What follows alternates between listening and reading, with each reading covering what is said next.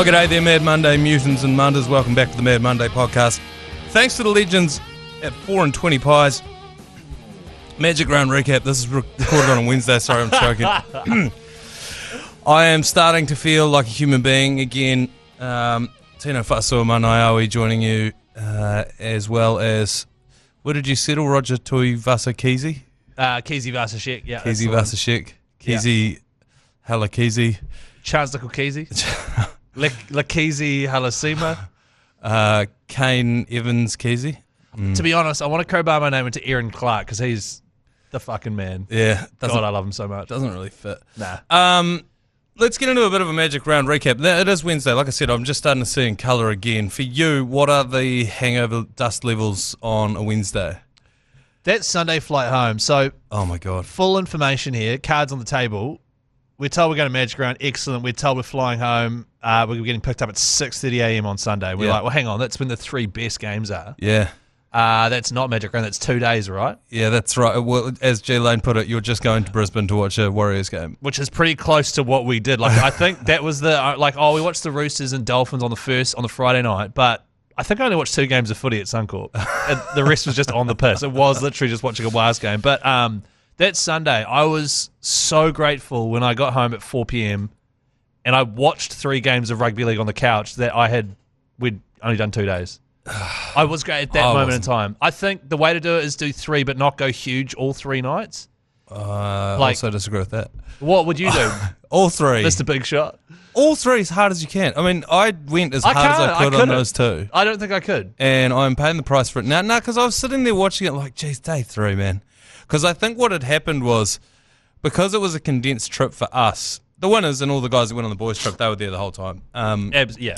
That I felt up against time pressure. Yeah. And so for that reason, I overcooked. Let's go through it chronologically. So we took off on the Friday. We got to the departure lounge at the airport, immediately lost Jason Hoyte before we even got to... Was he with you guys? No. Wasn't he with you? Oh, I was with you. You were with... Oh, yeah, you were with me.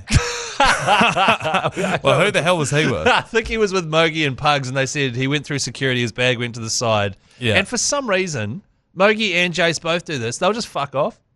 They'll go, all right, I'll see you guys. I'll always just wait so we can walk as a group. Not you know what I mean? Yeah, I do know what you mean. And especially with Jace, I feel like someone either needs to be right next to him or walking ahead of him with a big flag so he can just follow you to the right spot. So he went missing for 20 minutes. One-man tour group. Yeah, he did go missing for like 20 minutes. And you're not sure that he's going to be able to find you again.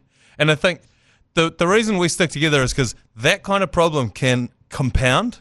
So if you lose someone for like 5 minutes, now it's half an hour, you're at the gate. They've lost you, they've found someone else, they've gone and then they're 3 steps down the road, you'll never find them again. The other thing too is you want to maximise your time. Unfortunately, we weren't in a lounge or anything, but we found a spot at the bar, and you want to maximise your time sitting at the bar wearing Wars jerseys, smashing jugs, which we did. 100%. And we were surrounded by other people smashing jugs, and every single one of them, I know they were just being nice and just greeting us.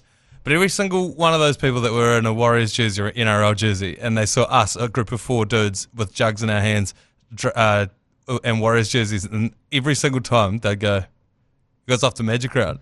Yeah. And I didn't. I bit my tongue because I know it's a dickish thing to do. My first, just being nice. I know, but my knee-jerk reaction is I'm actually off to Timaru for the weekend. Up from the international terminal? Yeah, that's right. It's like, yeah, of course we are. So we land Friday afternoon. I think it was 5:30. Sun had just set. I got a video of the sun setting. Beautiful, beautiful video of the sunset. You and I were crushing piss on the... Well, not crushing it, but we were getting... No, we were crushing it. We were getting stuck into the wines and shit on the flight too, because Minogue and Hoyte J and Pugs were like, God, that flight over was boring. And I was like, no, it wasn't. And I was like, oh, because we were sitting next to each other drinking piss. Yes. And that was fun, whereas they were sitting individually, Yeah. Well, how many tries do you reckon we're going to score? Yeah, well, exactly. Pissing everyone. I did notice people turning around and looking at us, but fuck them, we're off to Magic Round. Yeah, butt fuck them, exactly. So butt fuck them. And we get out Magic Round. Jace, we walk out of the terminal. The sliding doors aren't even open. Jace is his first day of the weekend lit. Yeah, fuck. We were walking out of the thing. He got halfway through it and then had to jump in our taxi, bag chuck at the hotel. Quick beer with Dave and the boys from Boys Trip. That was a real box tick. Like, love those boys. Yeah. But, they are the reason we're there. Go say g'day, have a beer, then we all go to the stadium. And then we all went to the stadium. I went with Dave and them. And I think I said this on the podcast on Monday, but taxi dropped us off at the stadium. The front door of the stadium. Front door of the stadium. I got out and I was looking the wrong way. I was like, how far is the walk from here? No, turn around. And I turned around and I'm at the front gate in front of the statue there. How much of a ball ache is it to get dropped off at Eden Park, Mount Smart? It is a ball ache. Yeah. And then this has got 60,000 people. I said this on the radio the other day and someone goes, I went to the Blues game and it dropped me right off at the gate as well. They don't. Yeah, there's a reason. Oh, so it was you that went, was it? They'll drop me off at the sideline for that one. I was wondering who that dude was. And so obviously, like, we go over there. People are always like, God, how do you guys get on these kind of trips? Well, part of the to pull you behind the curtain is get a bunch of social content so that it looks amazing. The whole weekend looks amazing. That's right. The boys' trip package, which genuinely is amazing. And that's also the responsibility of the producers that you bring with us and stuff, like exactly. Pugs. That's why we're there. Yeah. The flip side of that is, me personally, I was just a kid in a candy shop waiting to go in to see Suncorp, first of all, bucket list thing, be at Magic Round. Oh, yeah, that's right. And I was standing there and it was like, there was all these wacky gags going off and people being interviewed and stuff, and I was like yanking at my leash just to get inside the stadium. I was like, yeah, very cool. Let's get these photos. Let's get in the fucking stadium. This is sick. We eventually did get in there, and I said it again on the Agenda podcast. It's like Lane compared it to Rugby League Disneyland, and it was, because as you walk in, so we walk in, I'm in the queue with Darius Boyd is in the queue into Suncorp. Yeah, he was in the queue next to us, probably the VIP queue. Didn't even notice it. Right, okay. Then we get in, you look down, there's Bracey and Alana Ferguson doing the like pre-game show. Shout out to both of them. Then Sean Johnson, Vonnie, Kevy Walters, who else was up there? Mick Ennis. Mick Ennis was deep in the line. Fuck yeah. Up there. And it's just like it's the who's who of like rugby league mutants. Right, honestly, yeah. Go for a piss, Mal Meninga's doing a bubbler next year. You know, like, it's the whole shit you read about, that's what's there. Yeah. It is amazing though, right? Like, you walk in, everyone's fizzed up, everyone's happy regardless of what team you're supporting. Yeah. Like, everyone's stoked. There was no biffo at all. I was saying this before, like, people talk about men's mental health and blokes, you know, being able to be themselves and express themselves and blah, blah, blah.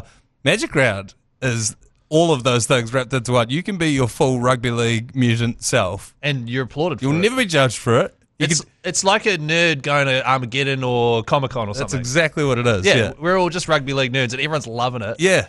People are talking, so Friday night we watched that game. We watched the Dolphins versus the Roosters. I had a few bets on there which came in, which I was stoked about. Yes. And then I think after that game, was there a game? No, that was the second game, that final was the game last of the night. game. Yeah, Yep. so we headed up to Caxton. Straight up to Caxton Street, and then into what I found out later on to be the Caxton Street car park. That's right, the Caxton Hotel car park. Sorry, Caxton Hotel. Which rules, by the way. It was awesome, and we were basically just parked up there for the rest of the night. And so, if you've never been, there is a giant big screen which they put up. Everyone in the car park can see it. There's bars set up in the car park under little easy ups. There's food stalls. There's a smoking area. And everyone's just talking shit whilst watching highlights of the games we just saw at the stadium on the screen. Everybody's in their Magic Round fineries. Like, it's the best jerseys that they can find. The weirdest ones, the rarest ones. Everyone's trying to flex on each other. Yeah. Fuck yeah. Which I think I nailed on the second night. The first night I had the black and red one from like, I want to say like 09. Yeah. Or 08. Everyone's got that one, but then the grey one that I brought out from the 06 one. I've never seen that grey one before. You won't see it again, mate. Yeah, that's weird. And then you even lent Pugs a jersey, which I'd never seen before. It was like a heritage from 2010 or something. I don't even know what year that one was. Yeah. Yeah, got Pugs in there. He was getting dapped up for it as well. Yeah, he was. Sick jersey, man. He's like, oh, thanks, man. It's pretty hard to find. So that was night one. Night one had a little bit of a wander up and down Caxton Street, but... What time did we wrap it up on night one? Because I think it was 2 a.m. Because I remember thinking, 2 or 2:30 we were back at the hotel because I was like, it's New Zealand time, 4:30 right now. Yeah, right. So that's why we were like, fucked. And we were like, let's have not an early-ish one, but let's not. Yeah, but it was 2:30. Yeah, no, I know. And then the next morning, splitting headache, we go down for breakfast across the road. Everyone's just sitting there pushing food around their plate. Except for me. Except for you. Oh, yeah. Everyone had such a problem with my breakfast. Chris ordered a breakfast gnocchi. Fuck, how good does that sound? A breakfast gnocchi. Yum. Sitting there. Were you in a Warriors jersey at that point? Were you disgracing the good name of the one New Zealand Warriors? eating a My thing was, I'm breakfast gonna gnocchi? wear a Warriors jersey the whole weekend. Like, Yeah. I'm not gonna like pretend I'm not there to watch the Wars or whatever. Yeah, 100% Wars. Should have jersey. put it away while you're eating that breakfast gnocchi. And then Fuck what? no. And then what was the drink you ordered as well? I ordered like a banana and passion fruit smoothie. But they didn't have that one. They were like, we've got a similar one. It's got protein in it. And I was like, yeah, fuck yeah. Do you think anyone else at Magic Round had breakfast gnocchi and a banana protein smoothie? Look, man, there's one thing Mango with me smoothie? is I know what I like and I don't give a fuck. And fuck, I love gnocchi. It is like my favorite. And I've never heard of breakfast gnocchi before. I was going to get the burger and then I was like, you know what? You can get that anywhere. Let's try it. It was essentially a big bowl of orange slop with bits of gnocchi floating in it, chopped up chorizo. And it was only warm as well. Like, it had been made a long time ago. Just a good God's honest rugby league. Do you reckon that's what Aaron Clark has for breakfast on game day, maybe? No, he is a fucking bowl of nails or whatever without any milk. So then after that, you and I were both just like, I got my toothpaste taken off me at customs on the way out. Yeah. Did you? No, I just forgot. You just forgot it. So then we go down to the dairy down the road. By this stage, I had the worst headache I've had in, I reckon, about a decade. I go down there, I buy some Nurofen. I look at the toothpaste, and I'm like, it was $11.75 or something. It was basically $15 That's New right. Zealand. I was like, am I going to pay $15 to 100 grams is what that brush 100 my mils teeth? is what you need. Yeah. We wanted the 100 ml tube. The regular tube, 125, was like $3, but we needed the 100 ml one. So then I went down and got the kids one, The Bluey Bluey toothpaste. toothpaste with Bluey on it, and then went up, brushed my teeth, chucked a jersey on, and then came back down. And when I came back down, I was going to ring you guys. Sorry to anyone that's listened to the Mad Monday, the Agenda podcast on Monday, because I said basically the same shit. But try to come down and find you guys. I was like, don't know where they are. I'm not going to bother ringing them. I'll just chuck a Warriors jersey on. There'll be someone else in a Warriors jersey. Yeah. I'll go and have a beer with them. How'd it go? Yeah, I just went down, ordered a beer at the bar, turned around, had a bit of a chinwag at Alina with a couple of other dudes, and then saw Minogue outside down a durry. I was like, oh, there we are. And that's exactly right. how that went. And that's what's good about it, right? Everyone's been saying it too on all the like Aussie media and stuff. Like the Wars fans kicked everyone else's ass. We won. We travelled the furthest. Yeah. And we absolutely won. We were everywhere. By all accounts, they won Vegas. Not that we went. Yeah.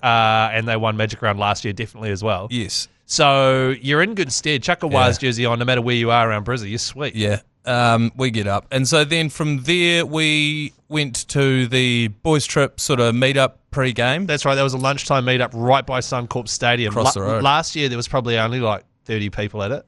Oh, there was Only half of them were wearing Wars jerseys and shit. It was over 100 this time. Yeah. I want to get the name right. It's the Boomfer vintage fella was there. Duncan, yep. Who Nice fella. Sells the jerseys. Him and his mate showed up with the Coogan. Jerseys on and The 2002 finals jerseys is what they were, yeah. And they had this jersey's for sale written on it, and someone bought the jersey off his back. Yeah. There and then at the meetup. Do you know how much it was? It's like $700. $700. Yeah. And he's just like, man, like that's just the price. Like, Yeah. I'll sell it. And then he fucking sold it. I'll tell you what, if you're going to sell jerseys, that's the place to go and do it, because people are there. They've set aside a budget to do, some stuff.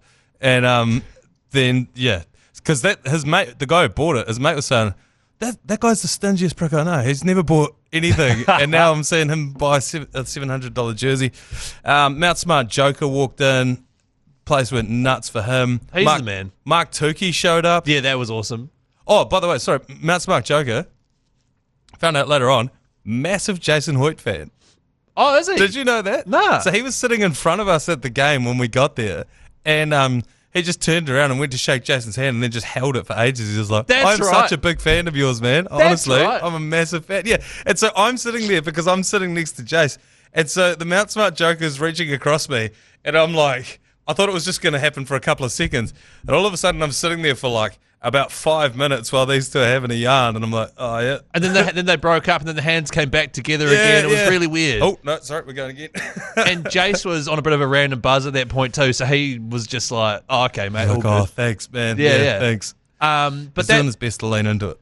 that meetup was a real tough time for me, like, because it's brilliant. There's 100 people in this room. There's free beers. There's free food, and I'm still feeling like absolute asshole from last night. Oh, you hadn't drunk your way out yet? Nah, because remember I went and tried to have a nap for an hour while you went down to the pub, down to the bar of the hotel lobby.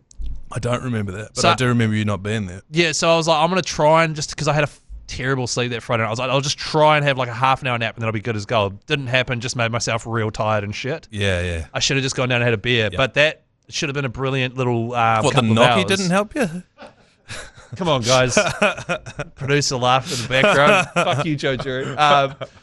But yeah, so that was a tough 2 or 3 hours, whatever it was. But the proximity to Suncorp for that, it was 100 metres away. It was great. Yeah. It was brilliant. And so when that meetup finished, the first game, whatever game was on before the Warriors, the Knights and the Bunnies. Bunnies, yeah. Started. And I was like, perfect, let's go to the game. And then as I was walking out, I was with a bunch of other Warriors fans as well, and they were like, well, the Warriors meetup itself is on at the Cax. Lord Alfred? Lord Alfred.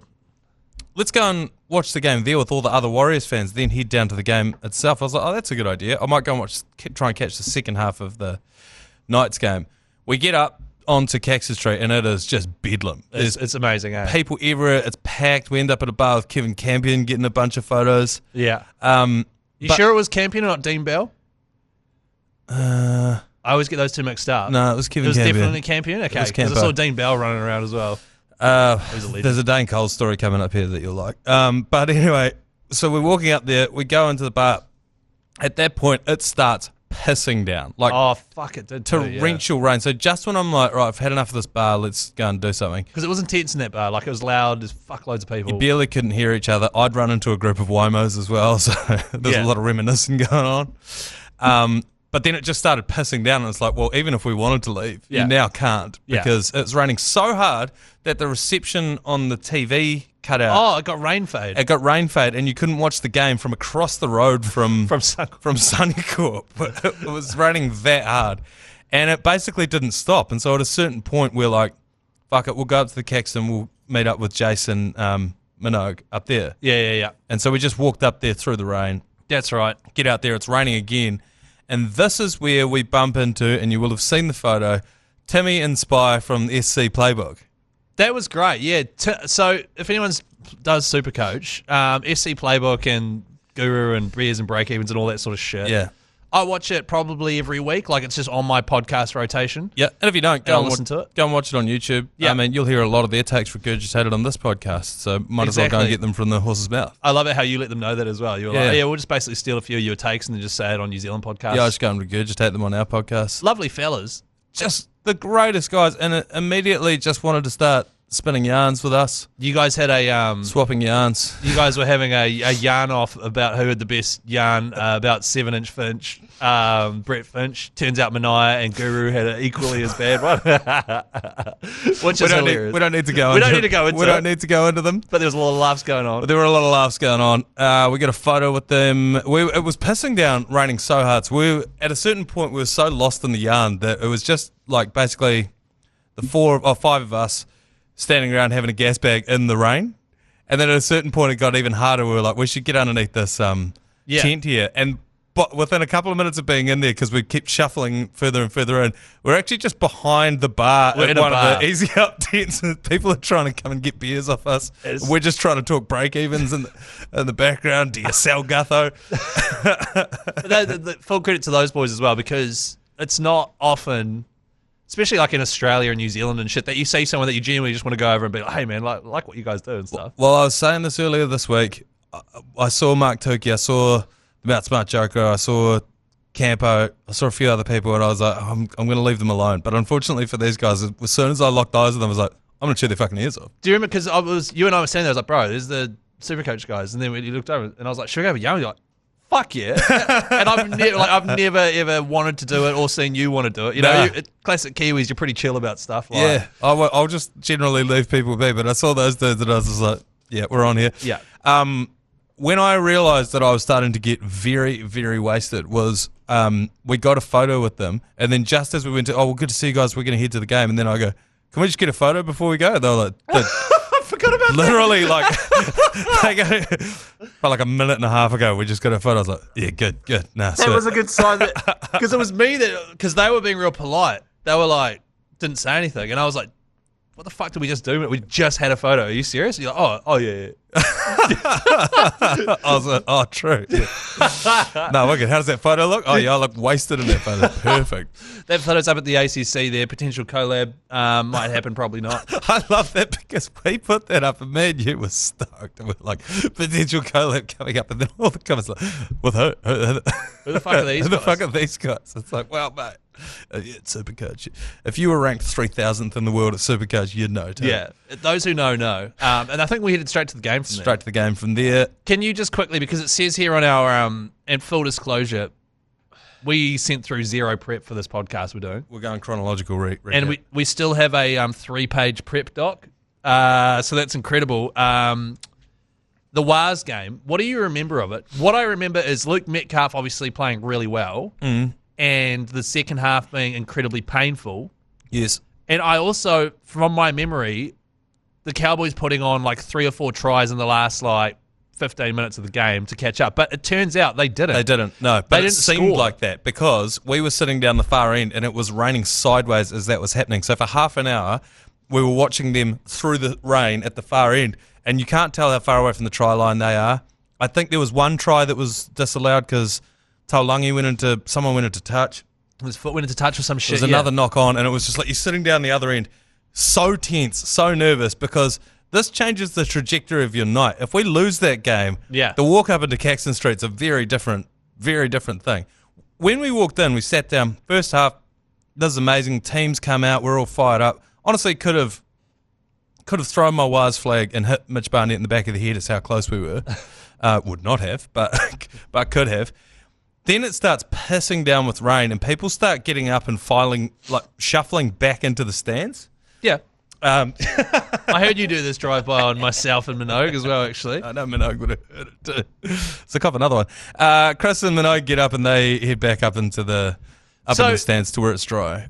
Manoia, I didn't want to be wet for the entire night. I don't know what time I was going home. And you, at full credit, you sat there. Neither did Mitch Barnett, bro. Yeah, but they go and have a shower and change their clothes and shit after the game, right? And so some guy behind you was like, "Hey man, the Wires aren't, going I'm not fucking leaving." I literally went 5 seats back from you guys and sat with this group of fellas. They were like, "You sit over here with us, man." And it was like perfect. And I'm just sitting there dry. You guys were sitting down there being staunch as fuck, getting soaking wet. And I was just like, "Yeah, fuck you guys, man." It was a better experience for it, man. That shirt dried out so quick, by the way. I love that Jace stayed there.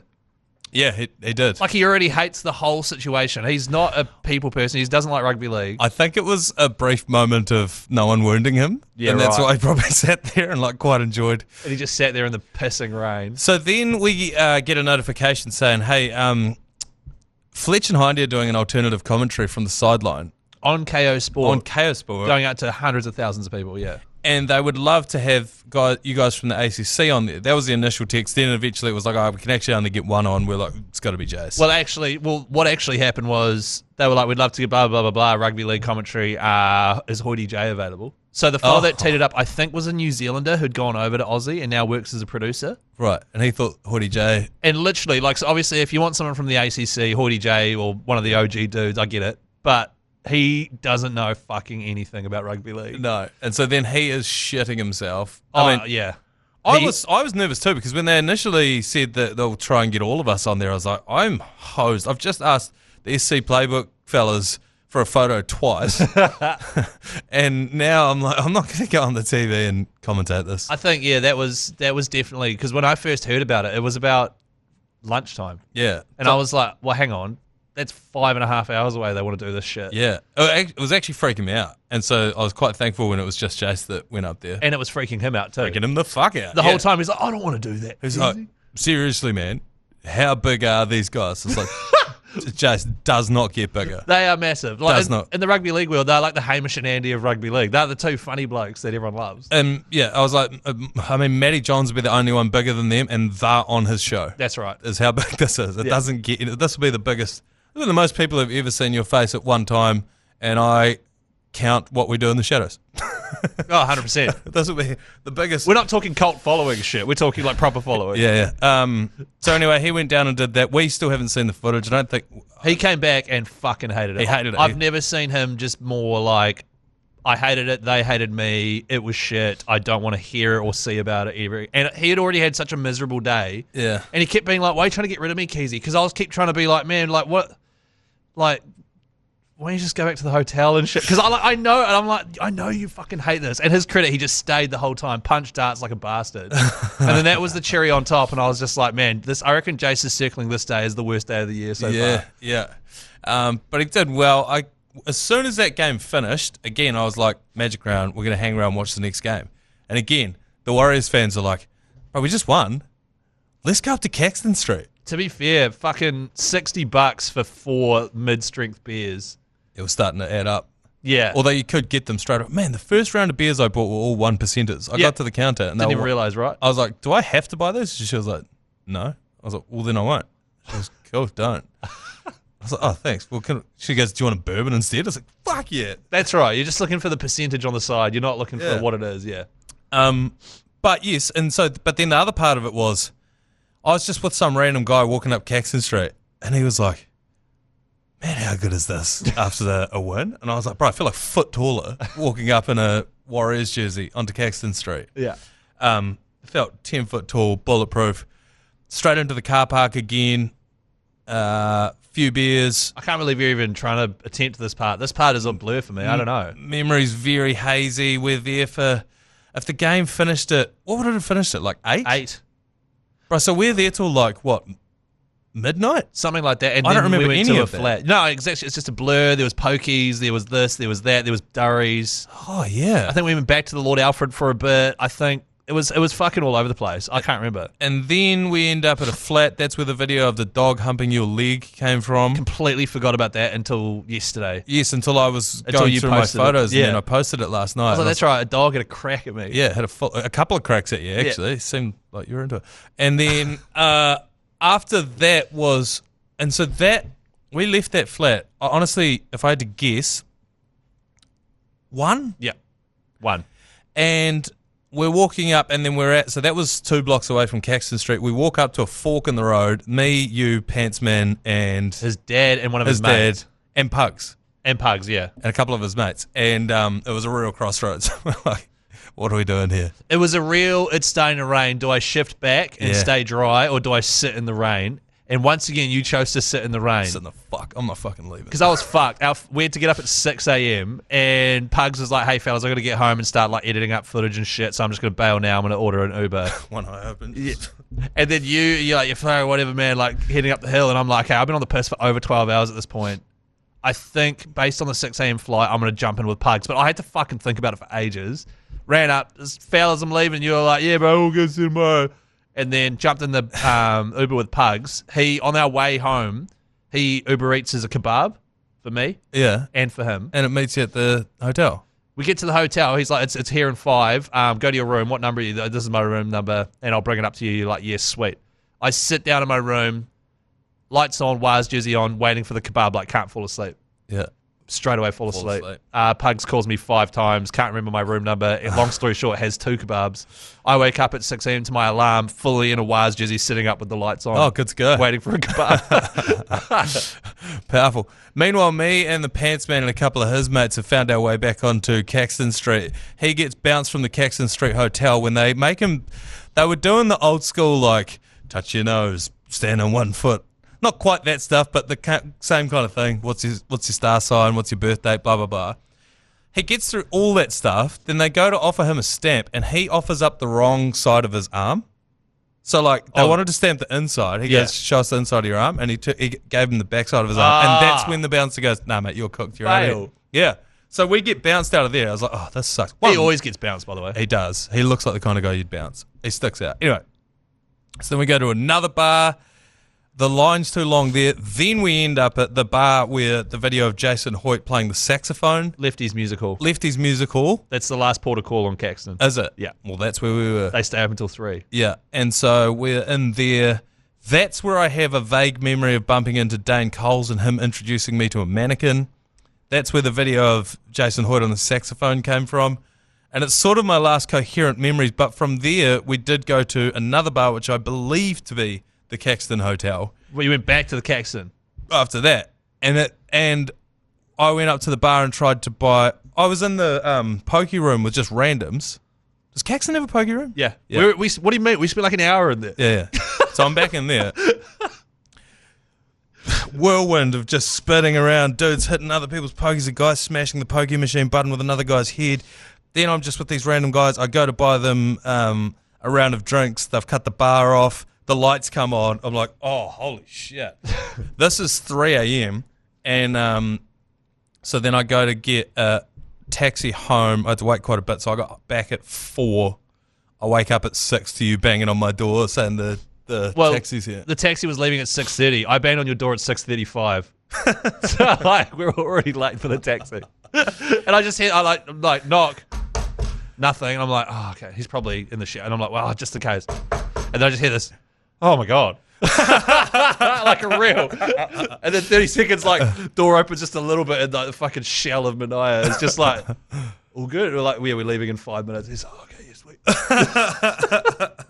Oh my God, it was so funny. But oh my God. Because in my mind I just lay down and then you knocked on my door. So I lay my head down and then, oh my God, I've only just got home. Yeah. Because my plan was, we're flying out at 6. Just stay up till then, man. Stay up till then. I didn't know the place was going to shut. That's the part I forgot about. Is that are they mostly all shut? At 3, I think. Well, I think most of them shut at 1, and then a couple of them stay up until 3. That place that was still open was rammed. Yeah. Lefties. Didn't Joel Harrison try and throw up in the corner of the pokey room? That was at the Caxton, yeah. The Pantsman. But I'm going to throw up, man. I was like, all right, let's get into the bathroom. And he was just like, then he just ran out of there. Yeah. And that was the end of him. And then I was with randoms for like another hour after that. Or what seemed like an hour. It may have only been 10 minutes. I just can't remember. No, your sense of time and place is way out. But you've pieced together roughly, I think, what happened. Yes. Now, whether it was in that order, who knows? Who the fuck knows? But long story short, Waz did well defensively. Yeah. 18 minutes they played at the end there without conceding a try. Metcalf played well. Yeah. It was great. So that was Magic Round. Do we take a break? Start to end, yeah, we'll take a break. But I need to go take a piss. I don't regret any of it, and I thoroughly enjoyed it, and I look forward to going again next year. We'll take a break. We'll be right back. All right, welcome back from the bathroom. Keyzie, you mad bastard. Warriors team list versus the Dragons was posted up last night. There's a couple of changes that we need to address. The big headline is Dallin Watene-Zelezniak will make, if you can believe this, his season debut for 2025 because he broke his wrist in the second trial game, and he was out for what was supposed to be 6 weeks, so he's now coming back in for round 10. Yeah. Man, I think it's been papered over how many people we've had missing this season just by the fact that we keep winning these games. Well, this is what's great, right? At this point in the season, I think it's around round 13 or something is when teams start losing players to Origin. Yeah. Meanwhile, around round 13 is where we're hopefully going to be back to full strength with Roger, James Fisher-Harris back, Dallin. Yeah. And just having like... We could lose a couple to Origin this year. Well, we're probably going to lose Capewar and Barnett would be the two. Maybe even Wade Egan. Maybe Wade. Although, I don't know. But maybe Wade. Deserves it. It's just whether they pick someone else. Yeah. I thought they got Reece Robson and... I can't remember. Hodson. We'll save Cam it for... McGuinness. Well, exactly. There you go. But... I am just pleased to every week, I don't have to worry about the matchup between Tane Tuapiki and whoever he's marking. And full credit to him, he's done a fucking good job. Yeah. Like, considering how small he is and how massive some of the dudes he's been marking are. Yeah. But also, because what was he on that side? Or is he on the other side now? Tane. Is he on the left or the right? Tane's still playing this weekend, by the way. Did you say he's not going to be on there? Yeah, he is playing this weekend. Is he on the left now? Why, who's injured? Oh, because the fucking centres are injured and shit. Oh, so Adam Pompey... So, let me read the team to you. Yeah, let's do that. Adam Pompey shifted in. Yeah, fuck, okay. DWZ's back on the wing. He'll be on the right wing. That's where he does his best work. Adam Pompey is into centre. Kirk Capewar now comes in because Rocco Berry has a hamstring niggle. Him and Leotoa, right, are two centres. Yeah. Tane Tuapiki will remain on the wing, although I have a theory about this. He goes from the right wing to the left wing. I have a theory because if you scroll all the way down to jersey number 22, there's a young kid out of, I think he was in the Roosters development squad, Roger Tuivasa-Sheck. Oh, yeah. Pretty handy by all accounts. I've heard good things. Yeah.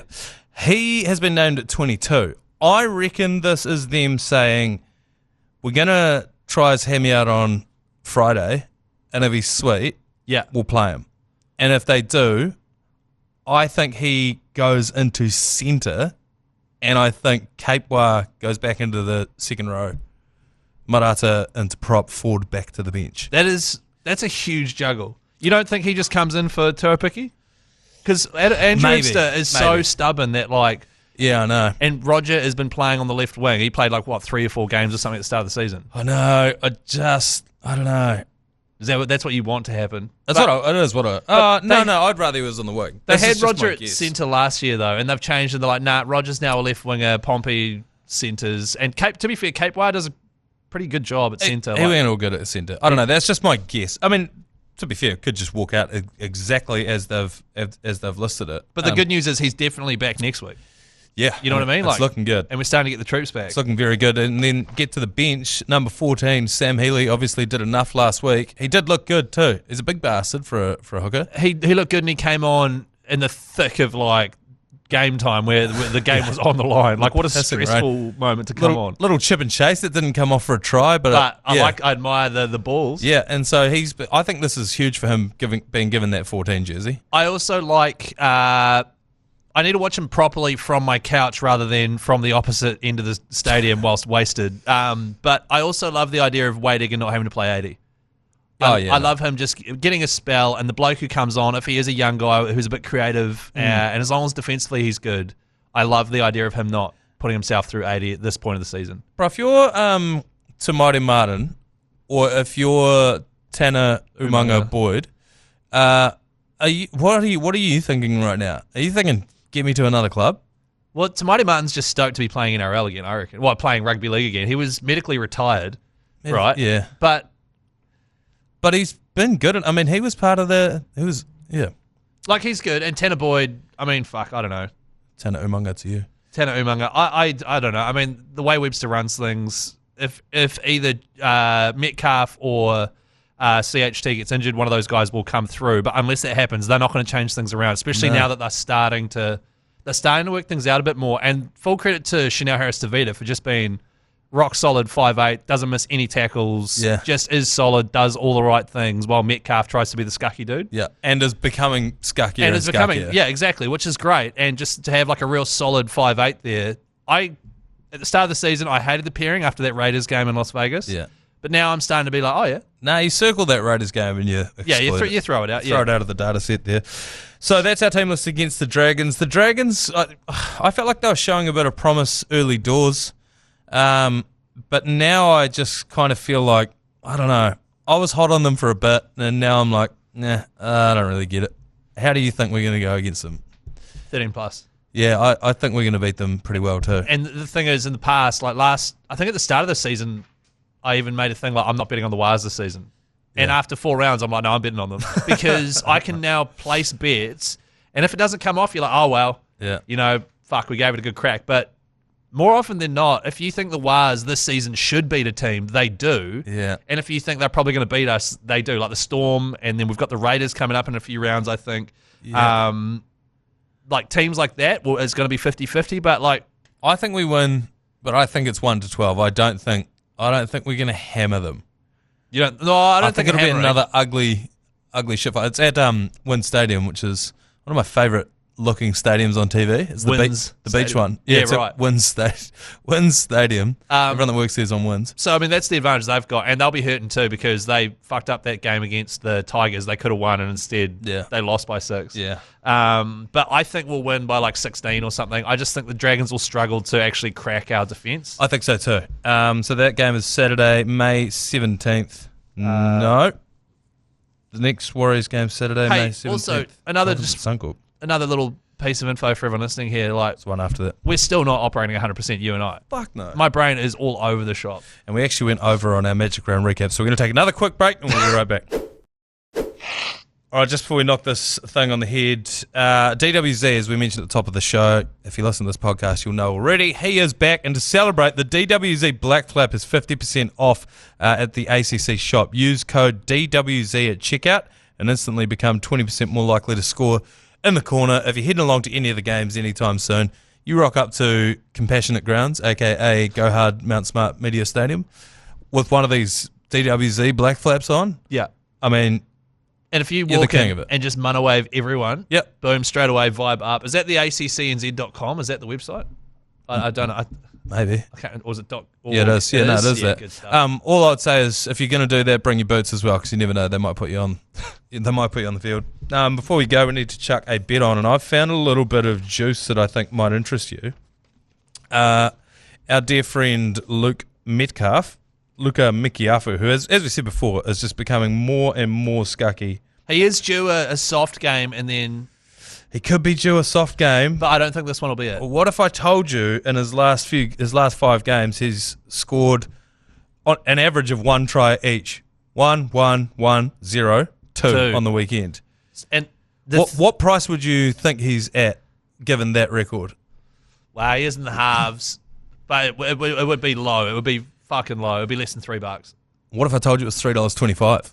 Well, I'd put the house on it. Obviously. Okay, so I reckon that should be our hunch. Bonus though, bonus. Yep, bonus hunch. Little extra. Let's go 2-legger then. Yeah, I think we go 2-legger, and the reason is 2-legger Halasima. the 2-legger. The 2-legger.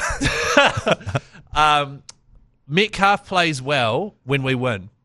Yeah. So he's not like, and when we're losing and getting a pumping from the Melbourne Storm or whatever, He's not scoring tries. he's not scoring tries. He just struggles a bit more. But when he's up and about and winning, that's when he's scoring tries. I think Waz win Yep. him to score. Waz win, him to score. That's the 2-legger. If we're going to call it the 2-legger, we better make it a 3-legger. And put liquor in Put there. liquor in the 3-legger. What? Is any time?